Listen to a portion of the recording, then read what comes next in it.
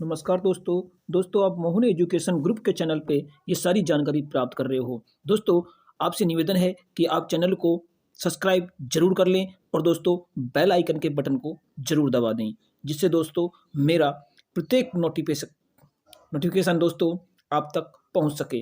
दोस्तों आज मैं आपको एक ऐसी जानकारी से अवगत कराऊंगा जो दोस्तों आपके जीवन में बहुत अच्छी तरह से काम आने वाली है। दोस्तों आप पढ़ाई करते हो, लेकिन दोस्तों हम पढ़ाई एक सुव्यवस्थित ढंग से नहीं करते हैं और यही कारण होता है दोस्तों कि हमारा सिलेक्शन नहीं हो पाता है। दोस्तों आज मैं आपको बताऊंगा कि हमें पढ़ते समय किन किन बातों का ध्यान रखना चाहिए और कौन कौन सी बातों को दोस्तों हमारे जीवन से हटा देना चाहिए, जिससे हमारा सिलेक्शन हो सके। दोस्तों तो हम आज एक मुख्य बिंदु लेकर आए हैं। दोस्तों यह है पढ़ाई करते समय ध्यान देने योग्य बातें। दोस्तों पढ़ाई करते समय हमें कौन कौन सी बातों का ध्यान देना है। तो दोस्तों आज जो मुख्य बिंदु है वह है पढ़ाई करते समय कौन कौन सी बातों का ध्यान रखना चाहिए। तो दोस्तों पढ़ाई करते समय दोस्तों हमें नंबर 1, पढ़ाई हमेशा कुर्सी टेबल पर बैठकर ही करें। दोस्तों पढ़ाई सदैव किस पर बैठकर करें? कुर्सी या टेबल पर बैठकर ही करें। दोस्तों कुर्सी या टेबल पर पढ़ने से हमें एक अच्छा अनुभव प्राप्त होता है। दोस्तों हमें कभी भी बिस्तर पर लेटकर बिल्कुल भी नहीं पढ़ना चाहिए। दोस्तों यदि हम बिस्तर पर लेटकर पढ़ेंगे तो दोस्तों इसका सबसे बुरा जो प्रभाव पड़ता है वो हमारी आंखों पर पड़ता है। अर्थात दोस्तों आप यदि बिस्तर पर लेटकर पढ़ोगे तो दोस्तों कुछ ही दिन बाद आपकी आंख भी खराब हो सकती है।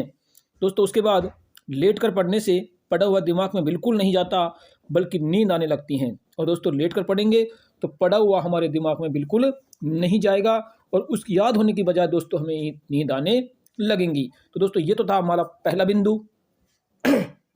दोस्तों दूसरा बिंदु है पढ़ते समय टेलीविज़न न चलाएं। दोस्तों पढ़ते समय टेलीविज़न तो बिल्कुल ही नहीं चलाएं। दोस्तों अक्सर मैंने काफ़ी बच्चे देखे हैं कि पढ़ते समय टेलीविज़न देखते रहते हैं और पढ़ते रहते हैं। दोस्तों इसका पढ़ने का कोई मतलब नहीं है। अर्थात दोस्तों पढ़ते समय टेलीविज़न बिल्कुल न चलाएं। रेडियो के गानों को या मोबाइल के गानों को भी बंद रखें।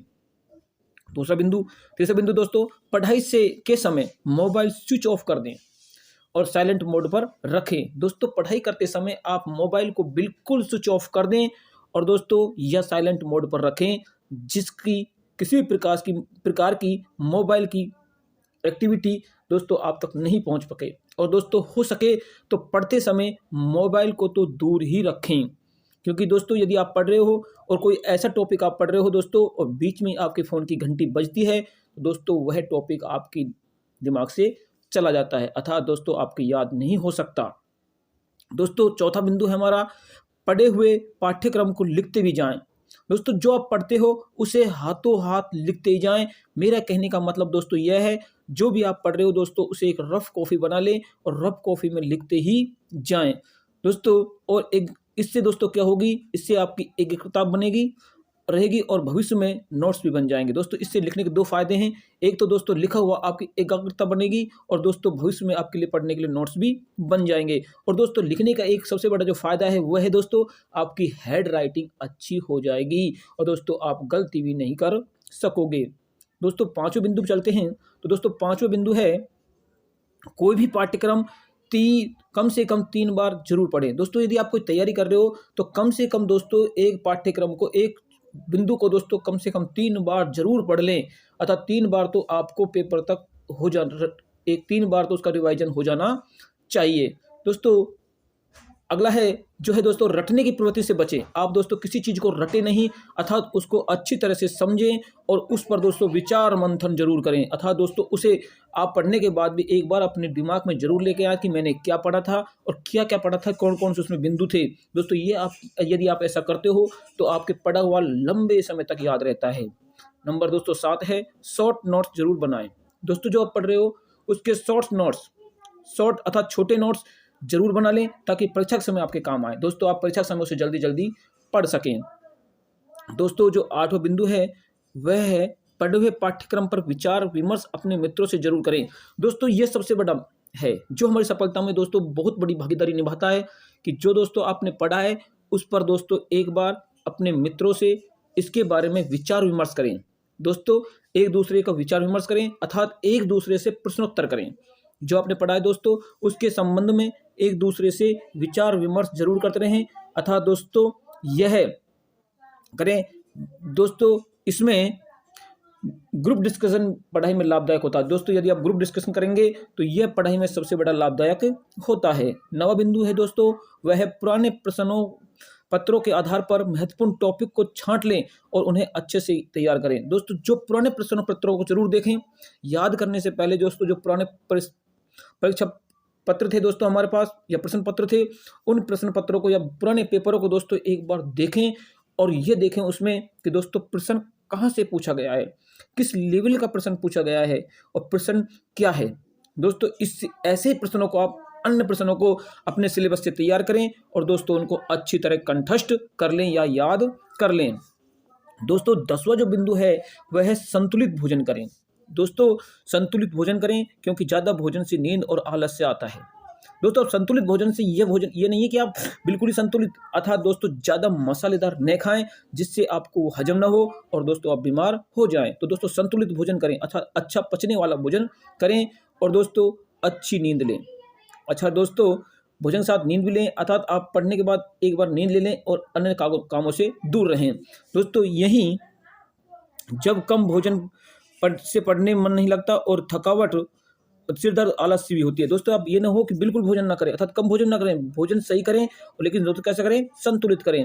यदि आप कम भोजन करोगे तो दोस्तों उससे आपको पढ़ने में मन नहीं लगेगा, थकावट होगी, सिर दर्द होगा और अन्य समस्याएं भी हो सकती हैं। दोस्तों जो हमारा अगला बिंदु है वह है दोस्तों चित्रों, मानचित्रों, ग्राफ, रेखा चित्रों आदि की मदद से पढ़ें। दोस्तों आप पढ़ते समय चित्रों का सहायता लें, मानचित्रों की सहायता लें, ग्राफ बनाएं और रेखा चित्रों की आदि की मदद से पढ़ें। ये अधिक समय तक याद रहते हैं। दोस्तों यदि आप चित्रों की, मानचित्रों की, नक्शों के आधार पर पढ़ेंगे तो दोस्तों यह आपके अत्यधिक समय तक याद रहते हैं और दोस्तों आपको एक अच्छी एक्टिविटी करने के लिए प्रेरित करते हैं। दोस्तों कोई भी वस्तु हम देखते हैं और दोस्तों देखी हुई वस्तु हमारे अत्यधिक लंबे समय तक याद रहती है। तो दोस्तों पढ़ने में आप चित्रों, मानचित्रों, ग्राफों आदि की मदद से पढ़ें, ये अधिक समय तक याद रहते हैं। दोस्तों अगला जो टॉपिक है वह है पढ़ाई में कंप्यूटर या इंटरनेट की मदद ले सकते हैं। दोस्तों आप पढ़ाई में कंप्यूटर या इंटरनेट की मदद ले सकते हैं। कोई भी टॉपिक दोस्तों आपकी किताब में आपको अच्छा नहीं लग रहा है या किताब से आपको समझ में नहीं आ रहा है तो दोस्तों आप ऑनलाइन जा सकते हैं, अर्थात पढ़ाई में कंप्यूटर या इंटरनेट पर आप ऑनलाइन जा सकते हैं। दोस्तों वहाँ आप किसी भी सर से, किसी भी कोचिंग के कोई भी सर से दोस्तों आप अच्छी से पढ़ाई कर सकते हैं, अर्थात किसी भी विषय की पढ़ाई कर सकते हैं। या दोस्तों आप गूगल पर सर्च करके उस टॉपिक को अच्छी तरह से देख सकते हैं कि ये टॉपिक मेरी जो किताब में है वो मेरे समझ में कैसे नहीं आ रहा, अर्थात इसका विस्तृत रूप क्या है। दोस्तों और इसके अलावा दोस्तों मैं आपको बता दूं कि दोस्तों आप पढ़ने से पहले एक अपनी अच्छी सी समय सारणी बना लें, अर्थात कहने का तात्पर्य है दोस्तों एक टाइम टेबल बना लें और उसके टाइम टेबल के आधार पर आप पढ़ें। दोस्तों कौन सा सब्जेक्ट मुझे कब पढ़ना है और कितने घंटे पढ़ना है ये दोस्तों आप जरूर एक समय सीमा में निर्धारण कर लें। इसके साथ साथ ही दोस्तों आप क्या क्या करना है और क्या क्या पढ़ना है।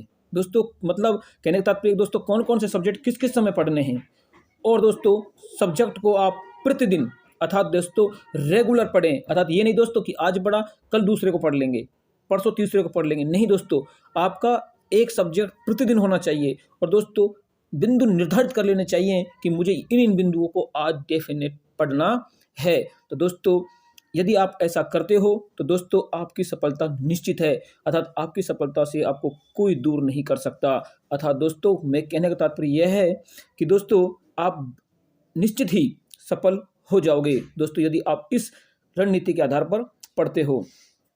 तो दोस्तों जो बिंदु मैंने आपको बताए थे वो थे पहले दोस्तों, पहला जो बिंदु था आपको दोस्तों मैं शॉर्ट बता देता हूँ। पहला बिंदु था दोस्तों पढ़ाई हमेशा कुर्सी टेबल पर बैठकर ही करें, बिस्तर पर लेटकर बिल्कुल न करें। लेटकर पढ़ने से पढ़ा हुआ दिमाग में बिल्कुल नहीं जाता बल्कि नींद आने लगती है। दूसरा बिंदु था हमारा दोस्तों पढ़ते समय टेलीविज़न न चलाएं, रेडियो या मोबाइल के गाने भी बंद कर दें। उसके बाद दोस्तों पढ़े हुए पाठ्यक्रम को लिखते भी जाएं, इससे आपकी एकाग्रता बनी रहेगी और भविष्य में नोट्स भी बन जाएंगे।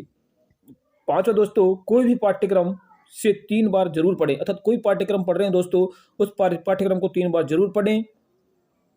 और दोस्तों रटने की प्रवृत्ति से बचें, जो भी पढ़ें उससे विचार मंथन करें, शॉर्ट नोट्स बनाएं और परीक्षा में जो काम आएंगे पढ़े हुए पर विचार विमर्श करें। और दोस्तों पुराने प्रश्न पत्रों को जरूर हल करें। और दोस्तों संतुलित भोजन करें। और दोस्तों पढ़ते समय चित्र, मानचित्र और ग्राफ का जरूर सहारा लें, जिससे दोस्तों आपको पढ़ने में सहायता मिलती है। और दोस्तों पढ़ाई में यदि हो सके तो कंप्यूटर या मोबाइल पर इंटरनेट का जरूर उपयोग करें। तो दोस्तों ये था मेरे तरफ से दिए गए कुछ दोस्तों आपको एडवाइस। यदि दोस्तों अच्छी लगी हो तो लाइक, शेयर, सब्सक्राइब जरूर करें। और दोस्तों चैनल को सब्सक्राइब करें, बेल आइकन के बटन को दबा दें